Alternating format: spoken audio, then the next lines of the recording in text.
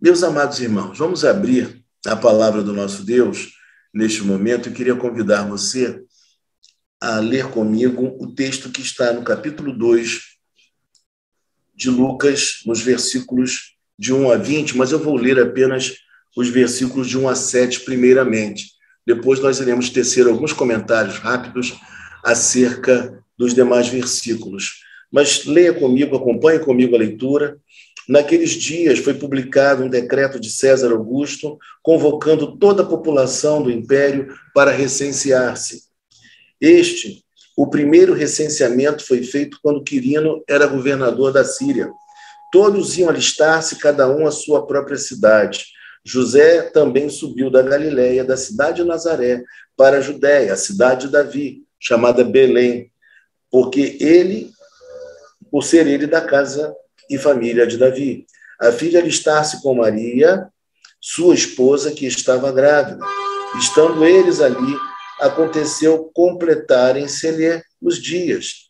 E ela deu à luz o seu filho primogênito, enfaixou-o e deitou numa manjedoura, porque não havia lugar para eles na hospedaria. Vamos orar. Senhor Deus e Pai Celestial, queremos te agradecer pela tua palavra e te pedir, Senhor, venha falar conosco nesta noite, Pai. Ó Deus, que possamos entender a riqueza, a beleza do nascimento do teu filho, Pai. Que valorizemos, ó Deus, essas épocas tão importantes do ano litúrgico, como o Advento e como o Natal. Por isso nós te agradecemos, Pai, por tantas coisas lindas que o Senhor vem realizando na vida de cada um de nós.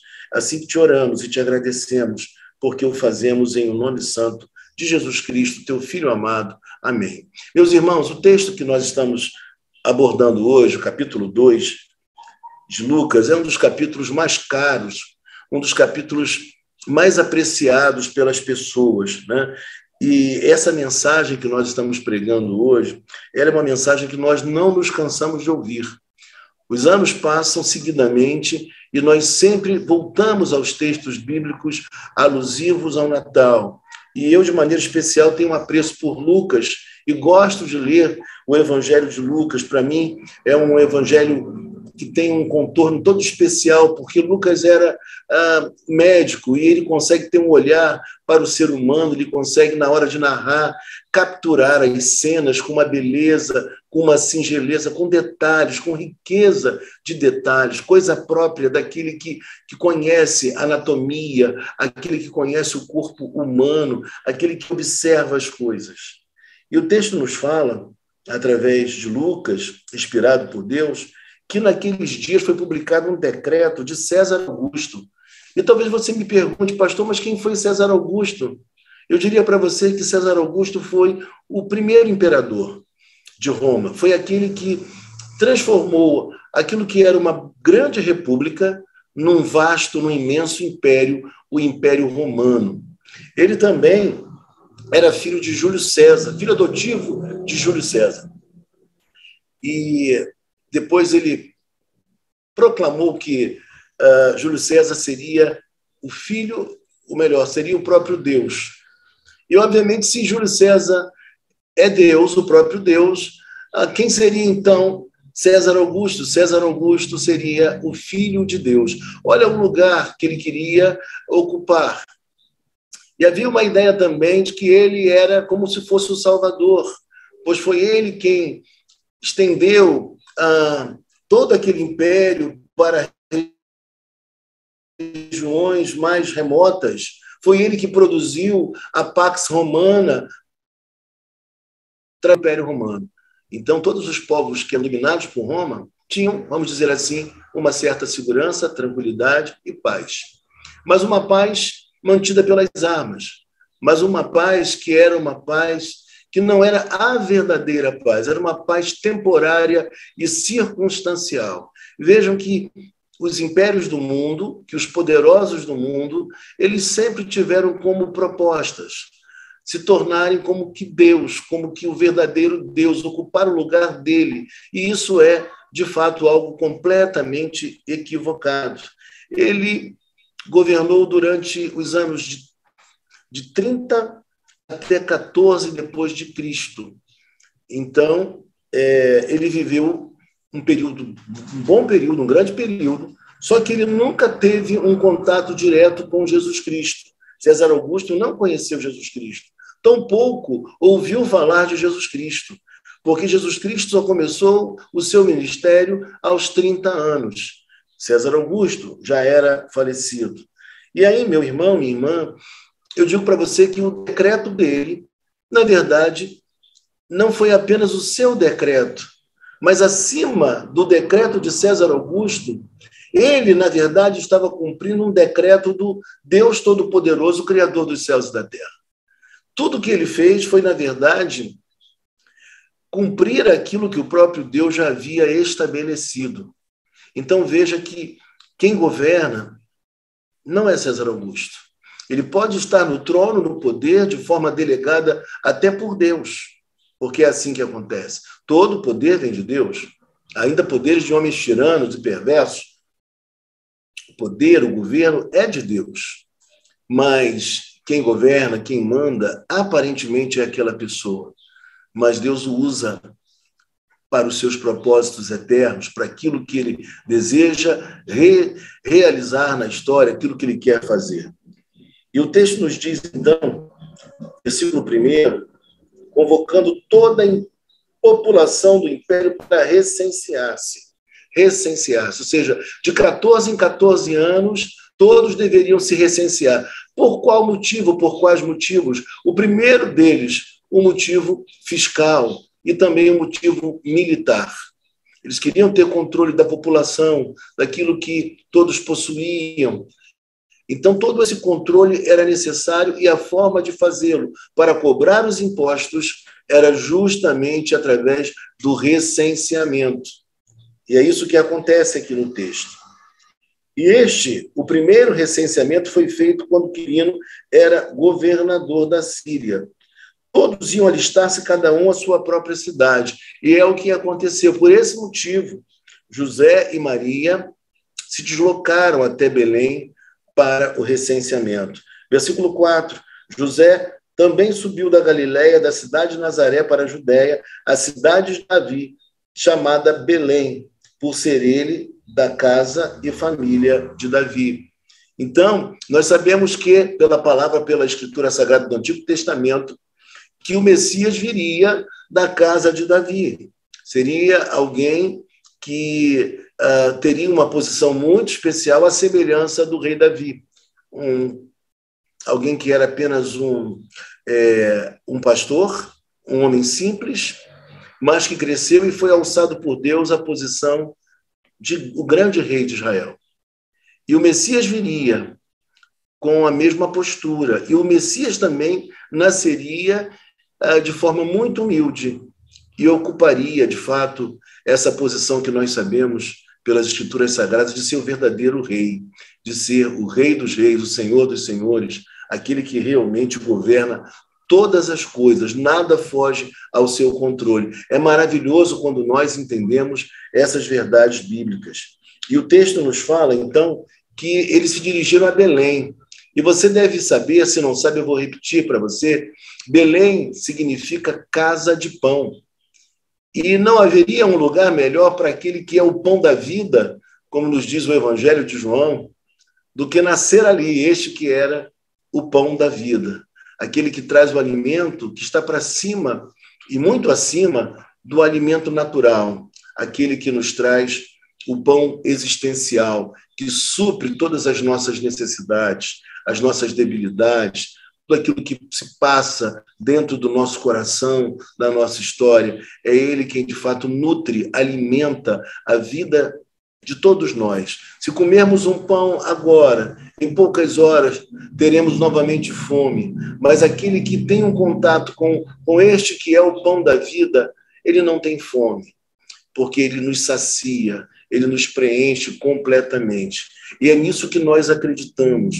Nós não acreditamos no evangelho utilitário, no evangelho da barganha, no evangelho do toma lá da cá, mas nós acreditamos no evangelho verdadeiro e bíblico, que fala que o nosso Deus veio a este mundo para transformar, para mudar, para fazer com que as cabeças até se confundam, porque ele não cogita dos valores deste mundo. A forma de pensar o seu reino é completamente diferente de tudo aquilo que a gente imagina e está acostumado a ver. O texto nos fala que ele, versículo 5, a fim de alistar-se com Maria, sua esposa, que estava grávida. Estando eles ali, aconteceu completarem-se os dias, e ela deu à luz o seu filho primogênito, enfaixou e o deitou numa manjedoura, porque não havia lugar para eles na hospedaria. Aqui é importante dizer algumas coisas que nós temos um pouco de confusão em relação a isso aqui. Por exemplo, muita gente pinta quadros em que Jesus nasceu dentro de uma caverna com a sua família. Outros tentam mostrar a sua extrema pobreza e o pinta num estábulo junto com animais. Mas os grandes estudiosos, entre ele e N.T. Wright, ele esclarece que, na verdade, as casas elas tinham 2 andares e no andar de baixo ficavam realmente os animais. Mas não há nada nos textos bíblicos que digam, melhor dizendo, que havia animais ali, né? Então, ele teve um nascimento humilde, mas, de forma alguma, não podemos acompanhar as ideias que foram sendo construídas com o passar do tempo. Realmente não havia lugar para ele no andar de cima. Ele nasce de forma humilde, mas essa é a realidade. E talvez esse nascimento humilde seja para nós uma grande prova que Deus não escolheu muitos ricos. Deus não escolheu pessoas muito famosas, que Deus não chamou os poderosos do nosso tempo. Claro que Deus também chama esses, mas não é aquilo que Deus costumeiramente faz. Deus chama pessoas improváveis, Deus chama pessoas complicadas, Deus chama pessoas com uma vida muito difícil e as eleva, as soergue para que elas deem uma contribuição muito significativa. Talvez nós esperássemos que o rei dos reis, ele nascesse num palácio, que ele nascesse numa casa maravilhosa, esplendorosa, que ele nascesse num grande condomínio belíssimo, de gente de classe elevada, mas o texto fala que ele nasceu numa família humilde, que ele nasceu justamente numa situação muito precária, muito simples. E isso mostra para nós como o nosso Deus não está dentro da previsibilidade humana. Ele não pensa como nós pensamos. E, por vezes, a nossa forma de olhar e interpretar as coisas da vida dentro do nosso padrão nos leva, reiteradas vezes, a nos frustrar e a nos surpreender, porque o nosso Deus, ele tem um pensamento muito mais alargado, um pensamento muito maior. E quando eu olho para o texto bíblico, eu vejo que aqui se inaugura a grande luta, a grande guerra desse reino proposto por esse menino Jesus em relação aos reinos deste mundo. Aquele que nasceu em fragilidade, que nasceu de forma tão humilde, ele seria, de fato, o rei de um grande reino, o reino de Deus, um reino com outros valores, com valores eternos e perenes, e não esses valores circunstanciais, não governos terrenos que, ora, eles estão em alta, ora eles estão em baixa, ora existe um reino ou um império mandando e dominando, ora já é um outro império. Não, esse império ele é permanente, ele é perene e é para sempre, é eterno. E o texto nos fala ainda, no versículo de número 8, havia naquela mesma região pastores que viviam nos campos e guardavam seu rebanho durante as vigílias da noite. Versículo de número 8. Algumas coisas importantes aqui eu preciso falar aos irmãos. A primeira delas é que Jesus não se revelou, ou melhor, Deus não se revelou, não revelou seu filho, Jesus, àqueles que eram poderosos, aqueles que eram religiosos, aqueles que mandavam na nação, os saduceus, os fariseus, esses que detinham o poder, que compunham, por exemplo, o sinédrio da época, não. Na verdade, Deus se revela a pastores. E talvez você não saiba, mas os pastores de ovelhas, dos animaizinhos, das ovelhinhas, eles, na verdade, não eram benquistos. Eles eram vistos como cerimonialmente impuros. Eles eram vistos como pessoas que estavam à margem da sociedade. Eles geralmente ficavam longos períodos longe do templo, não podiam ir ao templo e tinham contato com animais. com as suas sujeiras, com as suas sujidades, e também tratando de animais feridos, sangrando e, por vezes, morrendo. Então, por conta de tudo isso, eles eram impuros, cerimonialmente falando. Então, o nosso Deus não revelou o seu Filho, Jesus, onde ele estaria, como o encontrariam, a esses que eram os grandes nomes da nação, aqueles que eram religiosos e poderosos. Ele o faz justamente aos pastores, que eram pessoas, vamos dizer assim, de segunda classe na época. Até mesmo não tinha valor o testemunho de um pastor em um tribunal judiciário. E o texto fala para nós ainda coisas muito especiais aqui. E um anjo do Senhor desceu aonde eles estavam, e a glória do Senhor brilhou ao redor deles, e ficaram tomados de grande temor. Ou seja, a presença de Deus gloriosa estava presente entre eles. E aí uma coisa interessante dizer, a glória do Senhor esteve no tabernáculo, esteve no templo, mas a glória do Senhor diante do pecado de Israel, ela foi retirada. Mas aqui, quando nós vemos, essa glória está de volta. Essa glória está de volta e manifestada a pastores, homens simples, homens rudes. Mas agora a glória do Senhor retornara. E com ela, a presença gloriosa do menino Jesus, naquele que seria o Salvador do mundo. E o texto nos diz ainda, o anjo, porém, lhes disse, não temais, e eis que vos trago boa nova, de grande alegria, que o será para todo o povo. E um dos temas que nós encontramos aqui, quando falamos do Natal, está justamente retratando a questão do temor, do medo em que a população vivia. Aqui um temor pela presença de Deus, gloriosa, mas as pessoas viviam atemorizadas, sem esperança.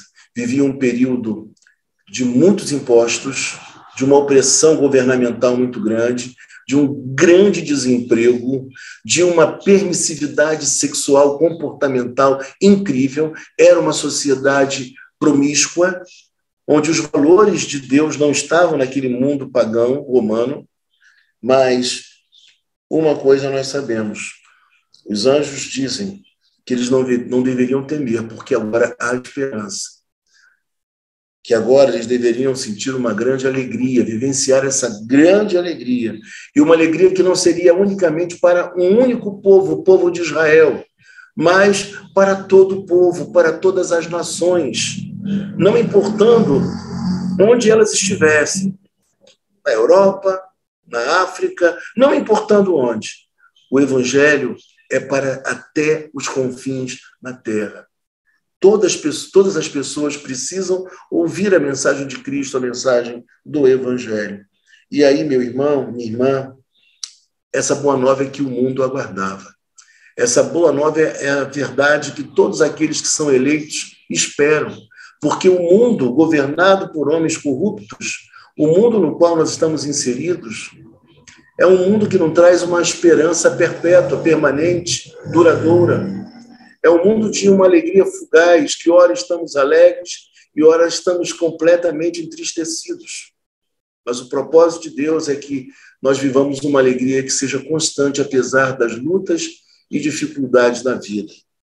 E o texto nos fala que haveria salvação, que essa mensagem dessa boa notícia, boa nova significa boa notícia, de que o Cristo estava chegando, de que o Cristo nasceu, o Messias chegou. E quando eu penso nisso, meus irmãos queridos e amados, eu não posso esquecer que eu e você, irmãos, nós somos portadores da boa notícia de Deus às pessoas. Somos nós os que foram chamados para comunicar o amor de Deus ao mundo e expressar esse amor com a nossa vida. Nós precisamos amar as pessoas. Nós precisamos comunicar que Deus veio a este mundo para perdoar pecados, para buscar aquele que estava extraviado, aquele que estava perdido, e trazê-lo para perto de si e transformar a sua vida. Então, a mensagem que, no fundo, as pessoas estão precisando, embora nem sempre elas reconheçam isso, é justamente a mensagem do menino que nasceu. que veio fazer aquilo que era impossível a nós. Nós não tínhamos como morrer por nós mesmos. Nós precisávamos desse sacrifício único, perfeito, que só Jesus Cristo poderia realizar. E ele chegou, é o que o texto está nos dizendo nesta noite. E aí a palavra prossegue a nos dizer: e que hoje vos nasceu na cidade de Davi o Salvador, que é Cristo Senhor. O Salvador não é César Augusto, aquele que viveu um período tão majestoso do Império Romano. Foi o seu grande imperador, o primeiro imperador. Mas, na verdade, o Salvador é o Senhor Jesus Cristo. O Salvador é aquele menino que nasceu em condições tão precárias. É ele o Salvador. E ele, sim, é o Senhor. Cristo é o Senhor e não César. E os Césares do passado queriam que as pessoas os chamassem de Kyrios, o Senhor, mas para nós cristãos, o verdadeiro Kyrios, o verdadeiro Senhor, o verdadeiro Cristo é Jesus, o menino que nasceu numa região remota da Palestina. E o texto prossegue nos dizendo: e isto vos servirá de sinal, encontrareis uma criança envolta em faixas e deitada em manjedoura. E subitamente apareceu como um anjo uma multidão da milícia celestial, louvando a Deus e dizendo: glória a Deus das maiores alturas e paz na terra aos homens a quem ele quer bem. E aqui, quando nós lemos esse texto, o texto nos mostra, olha, e subitamente apareceu com o anjo uma multidão da milícia celestial, louvando a Deus, dizendo: glória a Deus nas maiores alturas e paz na terra.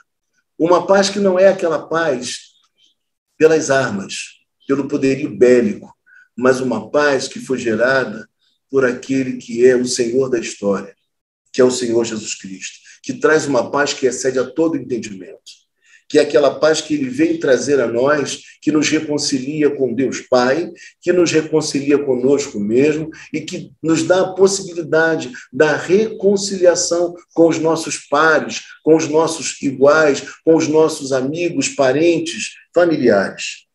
É essa paz que ele fala. É uma paz que hoje nós usamos a expressão, uma paz holística, que engloba o homem inteiramente. Não é uma paz significando ausência de guerras ou lutas, mas é uma paz que, em meio à luta, em meio ao problema, em meio à dificuldade, nós mantemos a tranquilidade, a confiança de que ele reina sobre tudo e sobre todos, sobre toda a criação, mas que ele também reina na minha vida e na sua vida também. E o texto nos diz assim, gente: e ausentando-se deles os anjos para o céu, diziam os pastores uns aos outros: vamos até Belém. E por mais que eles estivessem na região, essa expressão até Belém sinaliza que eles empreenderam energia, força, que eles se deslocaram de uma região para outra, de uma localidade para outra. Embora estivessem na mesma região, mas eles precisaram se deslocar, o que significa dizer que eles estavam um tanto quanto longe do local, mas eles não mediram esforços para estar no local, para ver o menino Jesus, para estarem com ele. E aí eu fico pensando, irmãos, e lembrando da história de um colega meu da época de juventude chamado Flávio Marambaia. Flávio era o nome dele, Marambaia porque ele residia em Marambaia. Marambaia não é muito perto do Fonseca, onde era a nossa igreja. Mas um belo dia, Marambaia, Flávio, veio à igreja, assistiu o culto e ouviu a palavra, a pregação, e após a pregação, ele saiu abraçando as pessoas, chorando e rindo ao mesmo tempo, uma coisa muito estranha, muito louca. Ele ria e ele chorava e abraçava as pessoas, e ele era muito forte, levantava as pessoas no colo, até mesmo aqueles que eram mais idosos e que eram líderes da igreja, sem nem se preocupar com o que ele estava fazendo, quebrando completamente todos os protocolos e tudo mais. E ele numa alegria imensa, porque ele ouviu a palavra de Deus e recebeu Jesus Cristo no coração, porque a mensagem do Evangelho fez sentido ao coração de Marambaia.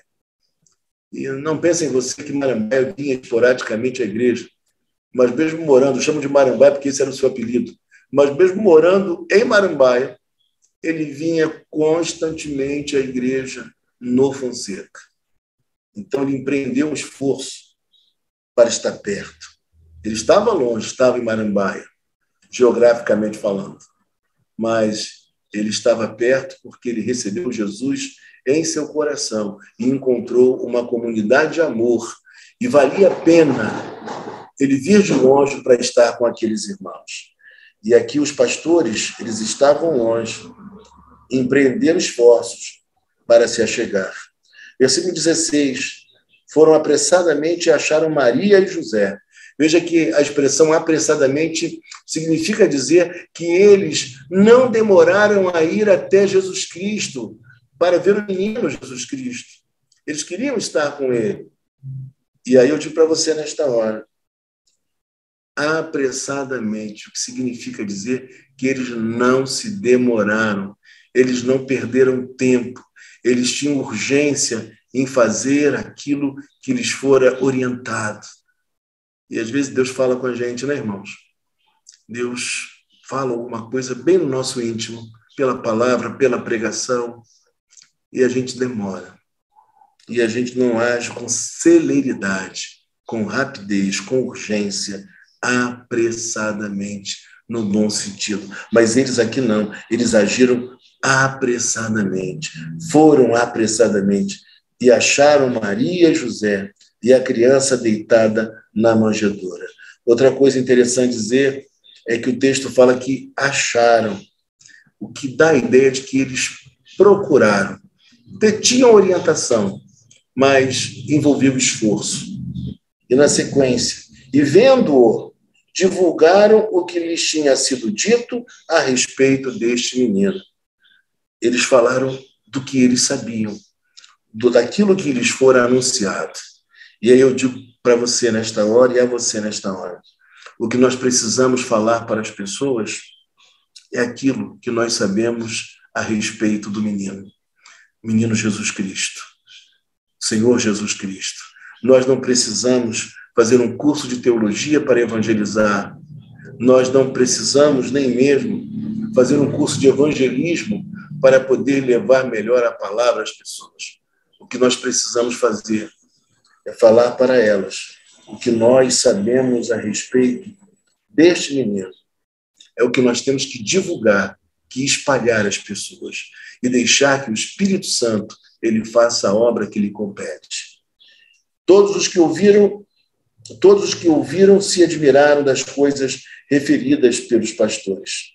Maria, porém, guardava todas estas palavras, meditando-as no coração. E aqui Maria nos dá uma grande lição que eu deveria seguir, você também, constantemente. Guardava todas estas palavras, meditando-as no coração. Nós precisamos guardar a palavra. Nós precisamos guardar aquilo que nós sabemos, aquilo que nós lemos, aquilo que nos foi revelado. Nós precisamos meditar nessas coisas e conformar a nossa vida aos princípios daquilo que nós sabemos da parte de Deus. E meditar no coração. Não somente na mente, não somente no intelecto, mas no coração, nos sentimentos, naquilo que é mais íntimo em nós. E o texto vai dizer para nós, no verso 20, para nós terminarmos, voltaram então os pastores glorificando e louvando a Deus. Não há ninguém que, tendo encontrado Jesus Cristo de verdade, que não glorifique a Deus e que não louve a Deus. Todos vão querer louvá-lo. É algo muito especial. Quando nos encontramos com Jesus Cristo, emoções santas brotam na nossa vida. Desejos santíssimos aparecem. Vontade de servir a Deus, de falar das suas maravilhas, dos seus feitos grandiosos, daquilo que ele realizou na nossa história. E agora passamos a contar uma nova realidade para as pessoas. Não nos vangloriamos jamais da nossa vida pregressa, do nosso passado, no mundo, no pecado, naquilo que nós fizemos de errado. Isso é tão feio, tão sujo, que só o se referir já é escândalo. Então, ninguém deve se vangloriar das suas proezas mundanas. Muito pelo contrário, deve sentir tristeza no coração, deve se arrepender profundamente. E é isso justamente que acontece quando nós nos encontramos finalmente com Cristo. E o texto fala para nós que os pastores, glorificando e louvando a Deus por tudo o que tinham ouvido e visto, como lhes fora anunciado. O texto fala que eles voltaram. Voltaram para onde? Voltaram para o seu trabalho, voltaram para as suas atividades, mas voltaram de uma forma completamente diferente. Eles voltaram agora com júbilo no coração, com esperança, com alegria. Eles voltaram transformados. E agora, tudo que fazia parte do dia a dia deles, o trabalho, fosse ele pesado ou não tão pesado, tudo que eles faziam para glorificar a Deus e com uma profunda e grande felicidade no coração e na alma. Essa palavra também é um estímulo para mim, para você, para nós fazermos tudo o que nós temos de fazer, nos estudos, no trabalho, na igreja, na família, nós fazermos com muita alegria, com muito entusiasmo, coisa própria daquele que teve o coração transformado pela pessoa bendita de Jesus Cristo. O menino que nasceu, que caminhou pelas ruas empoeiradas deste mundo, que se deu por nós na cruz do Calvário, que ressuscitou ao terceiro dia, que foi assunto aos céus e que retornará para julgar vivos e mortos. É esse que nós adoramos e foi esse que nasceu em Belém, que hoje nós estamos lembrando. Aquele que tem poder de trazer paz, trazer salvação e transformar as nossas motivações e a nossa história. Que Deus nos abençoe rica e copiosamente.